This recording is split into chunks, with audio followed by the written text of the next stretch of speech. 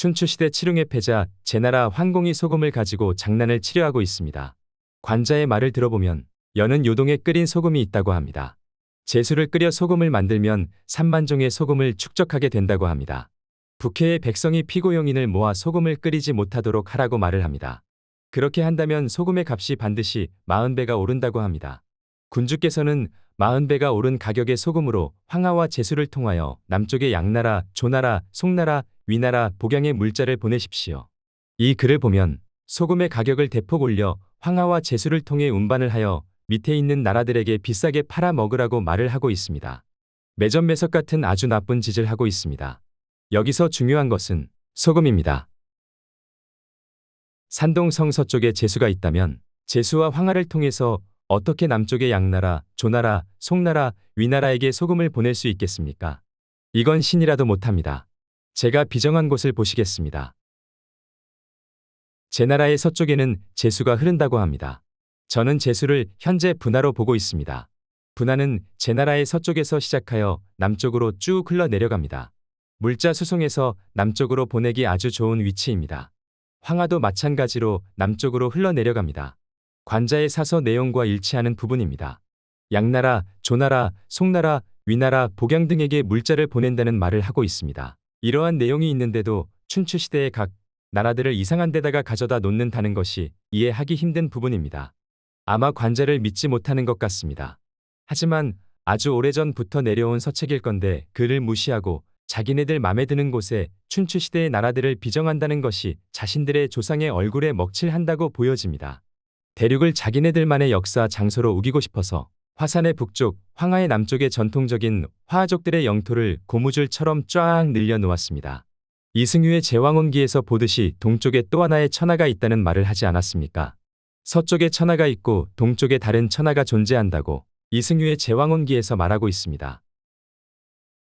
중국정사조선전, 위나라 사서인 위서 동이열전 백제편을 보시면 지난 경신년 이후 신의 나라 서쪽 국경에 있는 소석산의 북쪽 바다에서 10여 구의 시체를 발견함과 아울러 옷과 기물, 안장, 굴레 등을 얻어 싸운데 살펴보니 고구려의 물건들이 아니었습니다.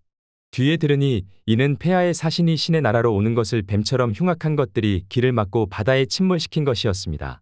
위서는 북위나라 사서입니다. 위수라는 사람이 황제의 명에 따라서 편찬한 북위의 사서라고 합니다. 북위가 기병 5만을 이끌고 백제를 공격한 사건이 있는 나라이기도 합니다. 우리 학계에서는 북위 백제의 기록을 개무시하고 있습니다. 모든 사서의 내용을 무시하면 안 됩니다. 조작을 했다고 보기는 힘듭니다. 조작을 하였다면 백제와 북위가 서로 전쟁을 한 사실을 숨길 것입니다. 사서의 내용을 살펴보겠습니다. 신의 나라 서쪽 국경에 있는 이라는 말은 신하의 나라 백제의 서쪽 국경을 말합니다. 북위는 백제를 자신들의 신하의 나라라고 생각을 하고 있는 부분입니다. 한반도를 본다면 당연히 백제의 서쪽은 아주 큰 바다여야 합니다. 국경이라는 말을 사용한다는 것 자체가 이상하다고 보입니다. 국경이라고 한다면 땅에 있는 강이나 산맥 등을 경계선으로 잡습니다. 소석산의 북쪽 바다에서 10여 구의 시체가 발견되었다는 말을 하고 있습니다. 소석산이란 마한의 50여 국 중에 있는 나라 중에서 소석사국이라는 소국이 있었습니다. 삼국지 위지동의전을 보고 있습니다. 마한의 영토에 있던 소석사국에 있었던 소석산 북쪽 바다를 말하고 있습니다. 거기에서 시체를 발견했는데 고구려 사람들인 줄 알았는데 북위 사신단이었다는 말을 하고 있습니다. 이때 열받아서 기병 5만을 이끌고 백제를 공격했다고 할 수도 있습니다. 백제와 북위는 그리 잘 지낸 사이는 아닌 듯합니다. 다음 북위의 사서 백제편을 이어서 보겠습니다. 전에 사신을 파견하여 바다를 건너 변방방 먼 곳에 나라를 위묵해 하였는데 그로부터 여러 해가 지나도록 떠난 뒤 돌아오지 않아 생사와 도착 여부를 자세히 알지 못하였소. 그대 나라에서 보내온 안장을 그때 사신이 탔던 안장인가 대조해보니 중국의 물건이 아니었소. 반신반의한 일을 가지고 꼭 그럴 것이라고 단정하는 과오를 범할 수는 없소. 천하를 경략하는 중요 방법은 이미 별지에 갖추었소. 하였다. 여기서 중요하게 볼 것이 딱 두 개가 있습니다. 바다와 안장, 바다라는 말을 하고 있습니다. 고대 북쪽에서는 큰 호수를 바다라고 불렀다고 합니다. 그래서 여기서 말하는 바다는 큰 호수를 말한다고 보여집니다. 이유는 단 하나입니다. 다음으로 중요한 것이 안장. 안장은 무엇인가? 말 위에 얹는 물건, 사람이 타기 좋게 말 등에 얹어서 사람이 타는 자리에 놓는 물건을 말합니다. 그럼 그 사신은 말을 타고 갔다는 말을 하고 있습니다.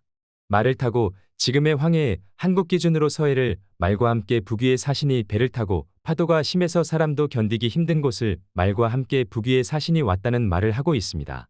북위의 사신이 말을 타고 백제에 왔다면 신라뿐이 없는데 변방의 먼 곳에 나라를 위묵해 하였다는 사실이 이상합니다. 먼 나라가 라고 해봐야 신라뿐입니다.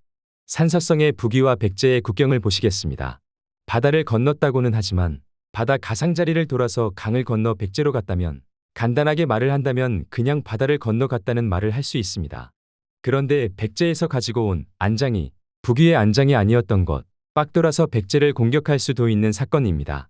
백제에 관한 중국 정사조선전을 계속 보시겠습니다. 주서 2억 열전 백제편, 진나라, 송나라, 제나라, 양나라들이 강동에 운거하고 후위가 중원에 자리하였을 때부터 한결같이 사신을 보내 번국이라 칭하였다. 번국 그딴 거 중요한 것이 아니고 진송 제양나라들이 강동에 있을 때의 시기를 말합니다. 학계에서는 강남이라고 해석을 합니다. 원본을 보시면 강동이 아닙니다. 강좌입니다. 강이 왼쪽, 후위가 북위인데 북위가 중원에 있을 때 강좌에서는 동진, 송, 제, 양나라 순서대로 나라가 망하고 생기고 했습니다. 강좌에 있던 나라들이라고 말하는 부분입니다. 화하족들이 말하는 강은 양자강입니다. 그 강의 왼쪽이면 지금의 호북성이나 사천성이 되어야 합니다. 강의 오른쪽은 포함이 안 된다는 말을 하고 있는 부분입니다. 북위는 북쪽 중원에 있는 나라이고 나머지 진송 제양나라는 강의 왼쪽에 있는 나라들이라는 말을 하고 있습니다. 그럼 강의 오른쪽에는 어느 나라가 있어야 합니까? 당연히 백제와 신라가 존재해야 하는 곳입니다.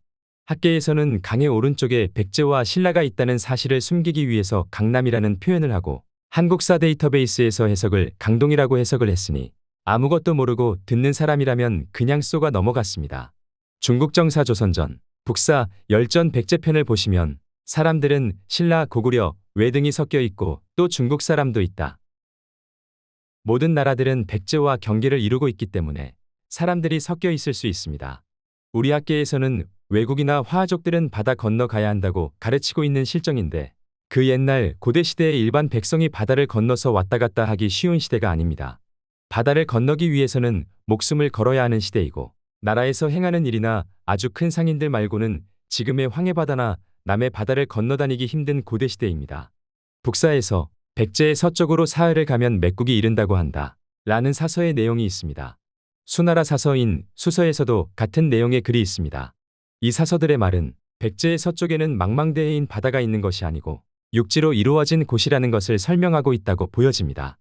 저 간약한 화하족들과 백제는 붙어있는 나라였고 그것을 숨기기 위해서 명나라와 이성계 조선에서는 수많은 작업을 통해서 역사 조작을 해왔다고 보여집니다. 지금까지 시청해주셔서 감사합니다. 오늘도 찬란한 역사를 찾아 달려봅시다. 감사합니다.